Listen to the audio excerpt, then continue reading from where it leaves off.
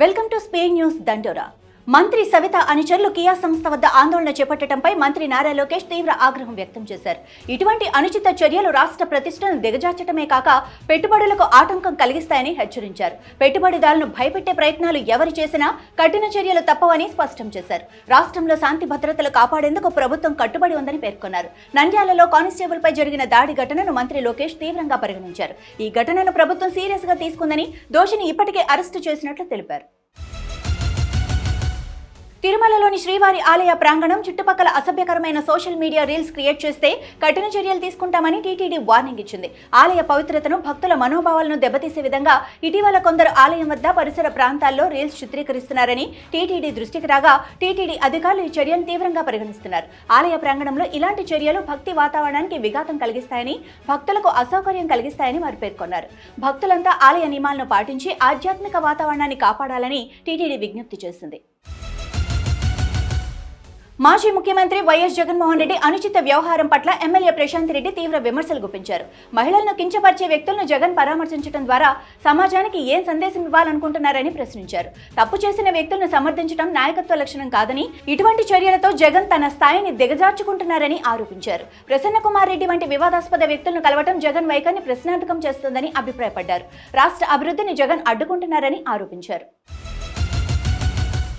Hyderabad cricket association అక్రమాల వ్యవహారంలో CID దర్యాప్తులో సంచలన విషయాలు వెలుగు చూసిన విషయం తెలిసిందే. తాజాగా హెచ్ఏలో భారీ కుదుపు చోటు చేసుకుంది. హెచ్ఏసీఏ అపెక్స్ కౌన్సిల్ కీలక నిర్ణయం తీసుకుంది. హెచ్ఏ అధ్యక్షుడు జగన్మోహన్ రావును సస్పెండ్ చేసినట్లు తెలిపింది. 28 జూలై 2025న జరిగిన అత్యవసర సమావేశంలో ఏకగ్రీవంగా నిర్ణయం తీసుకున్నట్లు వివరించింది.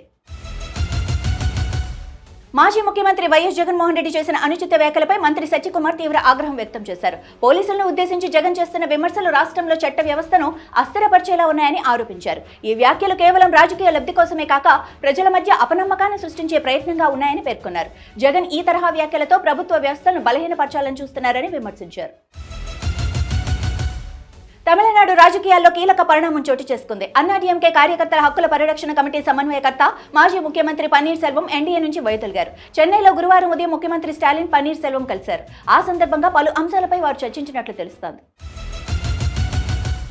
సినీ నటుడు మంచు మోహన్ బాబు, ఆయన కుమారుడు విష్ణులకు సుప్రీంకోర్టులో ఊరట లభించింది. ఫీజు రియంబర్స్మెంట్ బకాయిల కోసం గతంలో ధర్నా చేసినందుకు వారిపై రాష్ట్ర ప్రభుత్వం నమోదు చేసిన కేసును కొట్టేస్తూ జస్టిస్ బివి నాగరత్న, జస్టిస్ విశ్వనాథ్లతో కూడిన ధర్మాసనం తీర్పు చెప్పింది. ఈ కేసులో ఏపీ హైకోర్టు ఈ ఏడాది జనవరి 2న ఇచ్చిన తీర్పును కొట్టేసింది.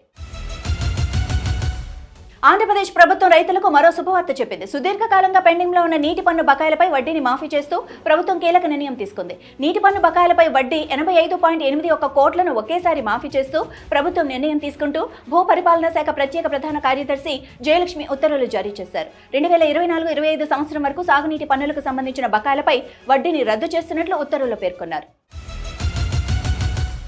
రిలయన్స్ గ్రూప్ చైర్మన్ అనిల్ అంబానీకి ఎన్ఫోర్స్మెంట్ డైరెక్టరేట్ సమన్లు జారీ చేసింది. 17,000 కోట్ల మేర రుణాల మోసాలకు సంబంధించిన కేసులో దర్యాప్తు సంస్థ చర్యలు చేపట్టింది.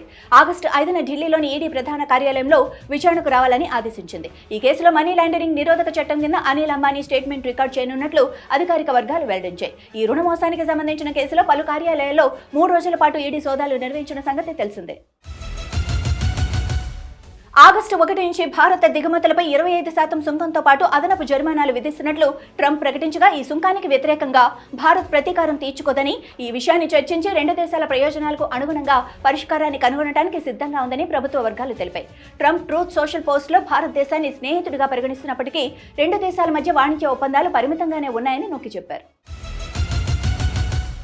ఇంగ్లాండ్కు లబ్ధి చేకూర్చేలా ఫీల్డ్ ఎంపైర్ కుమార్ ధర్మసేన వ్యవహరించాడంటూ నెటిజన్లు ఫైర్ అవుతున్నారు. టంగ్ విసిరైన ఇన్నింగ్స్ 13వ ఓవర్ 2వ బంతి సుదర్శన్ ప్యాడ్ను తాకింది. ఎల్బీ కోసం ఇంగ్లాండ్ అప్పీల్ చేసిన ధర్మసేన తోసిపుచ్చాడు. అంతవరకు ఆగకుండా బంతి ప్యాడ్కు తాకే ముందు బ్యాట్కు ఇన్సైడ్ ఎడ్జ్ తీసుకుందంటూ వేళ్ల ద్వారా సూచించాడు. దీంతో ఇంగ్లాండ్ రివ్యూకు వెళ్లే ఆలోచన విరమించుకుంది. ఇలా ఆతిథ్య జట్టుకు ధర్మసేన ఒక రివ్యూ మిగిల్చేందుకు సహకరించాడని నెటిజన్లు తప్పుపడుతున్నారు. ఇవి ఇప్పటివరకున్న స్పీడ్ న్యూస్ దండోరా. చూస్తూనే ఉండండి అభినవ్ భారత్.